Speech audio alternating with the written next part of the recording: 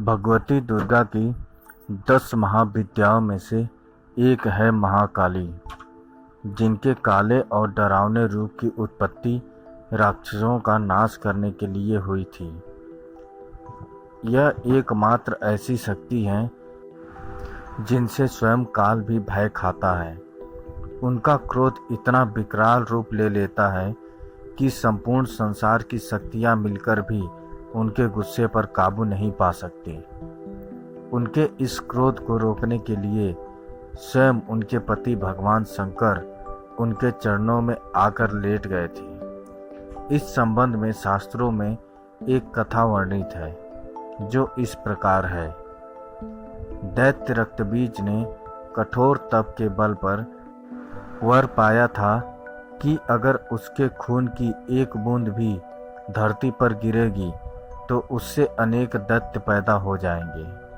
उसने अपनी शक्तियों का प्रयोग निर्देश लोगों पर करना शुरू कर दिया। धीरे धीरे उसने अपना आतंक तीनों लोकों पर मचा दिया। देवताओं ने उसे युद्ध के लिए ललकारा। भयंकर युद्ध का आगाज हुआ। देवता अपनी पूरी शक्ति लगाकर रक्तबीज का नाश करने को तत्पर थे, मगर जैसे ही उसके शरीर की एक भी बूंद खून धरती पर गिरती, उस एक बूंद से अनेक रक्तबीज पैदा हो जाते। सभी देवता मिलकर महाकाली की शरण में गए। माँ काली असल में सुंदरी रूप भगवती दुर्गा का काला और डरावना रूप है, जिनकी उत्पत्ति राक्षसों को मारने के लिए ही हुई थी। महाकाली ने देवताओं की रक्षा के लिए विकराल रूप धारण कर युद्ध भूमि में प्रवेश किया।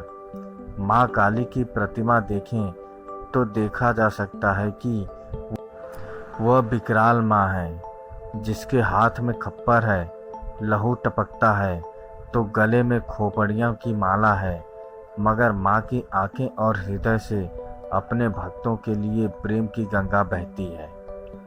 महाकाली ने राक्षसों का वध करना आरंभ किया, लेकिन रक्तबीज के खून की एक भी बूंद धरती पर गिरती तो उससे अनेक दानव का जन्म हो जाता, जिससे युद्ध भूमि में दैत्यों की संख्या बढ़ने लगी।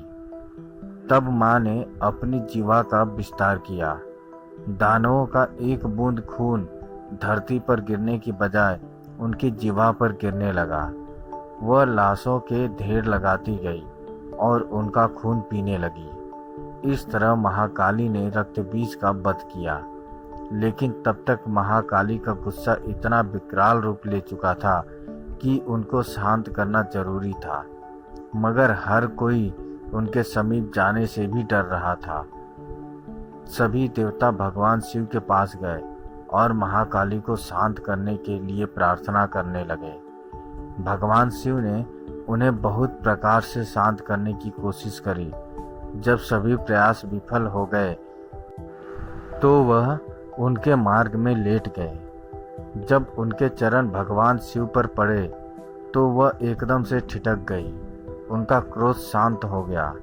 आदि शक्ति माँ दुर्गा के विविध रूपों का वर्णन मार्कंडेय पुराण में भी वर्णित है।